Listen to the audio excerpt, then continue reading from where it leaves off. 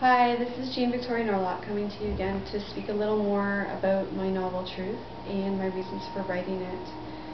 I've been asked many times in the last year why I put my life on hold for a little while to dive into the adventure of writing my first novel.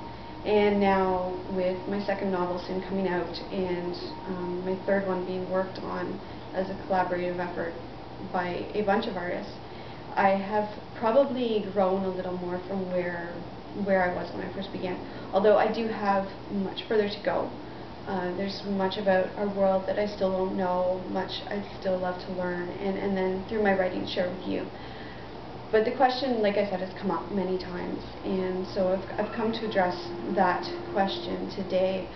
Truth began as an exploration into self. It began as an exploration into a world. I saw something happening that I was very confused by right from the time I was a little girl. I could not understand why the question of whose God was the right God was more important than how are we going to feed the ridiculous amount of starving children that we still have within our world. It at times angered me, and I had to find a way to deal with that anger and resentment in order for me to continue my own personal growth, for me to be able to become a contributing member to our global family. Through my work, I'm hoping to be able to inspire people not to believe a certain truth, but to be curious enough to go out into our world and learn as much about it as possible so that they can find for themselves the truths that make them whole and make them well and make them happy. Because really, in the end, I mean, we're all essentially the same. We're all human. We all need to eat. We all need to sleep. We all need to drink water. We all need shelter. We all want to find love, and we're all capable of hate. So why are we still fighting? This is something I don't think I'll ever understand. I know the argument is made about pride and control, but if we can get past all that for a minute and just realize that there are a lot of issues in our world that we need to work on together, and we need to present a united front and a united voice. I live blessedly in a very diverse city where you can walk out the door at any time of the day, and every race, creed, color, nationality is represented in our streets.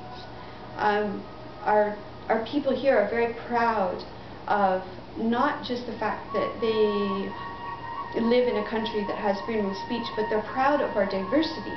They're proud of the fact that you can, within our country, within our city, explore not just your belief systems, but the belief systems of others as well. And you can celebrate, say, Carabana, which is, it's a Jamaican celebration. That you can celebrate those cultures with members of those cultures without having to be from that culture.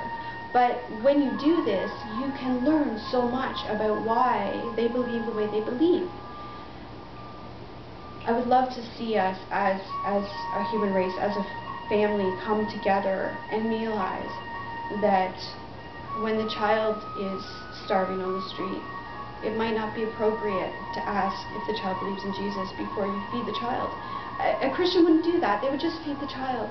A Buddhist certainly wouldn't ask somebody hanging from a cliff if they believed in Buddha before they help them up.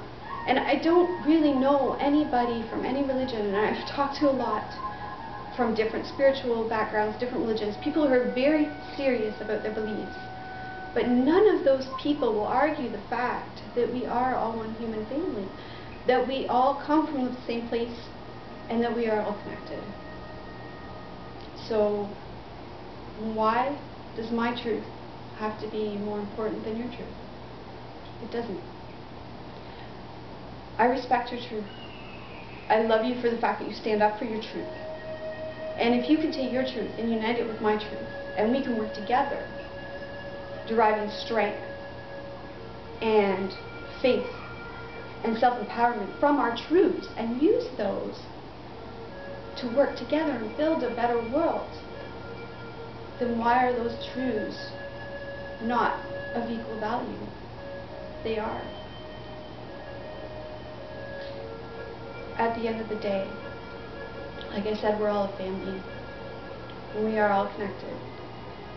And it was in trying to find a common vein in those religions and those belief systems that I began my journey. I did. I found a very common vein, a very important common vein that we should, if we're able to, shift our focus to. Love, compassion, understanding, acceptance, forgiveness. Let's face it, we all make mistakes. Can we grow from the mistakes, the lessons that we learn from the mistakes? Or do we allow those mistakes to immobilize us, to stop us from moving forward? I think each individual, as a person in their own personal life, in their own personal growth, learns as they grow, as they move into adulthood, as a child, that when they make a mistake, there's probably consequences. But when we acknowledge our actions, when we accept them honestly and say to ourselves and to others, yes, I did that, then others are more than willing to help us to get past that. They're willing to work with us to find solutions. And if we can do that on an individual, working in families, working in societal basis, why can't we do it on a global scale? I think we can. I think we are. There are an amazing amount of changes occurring in our world, even as we speak. With the internet, we are capable of learning so much about the culture and diverse beliefs of others. I'm hoping that together we can embrace that and use it to be our strength, to unite us. This is Jean Victoria Norloch, and I will talk to you again soon.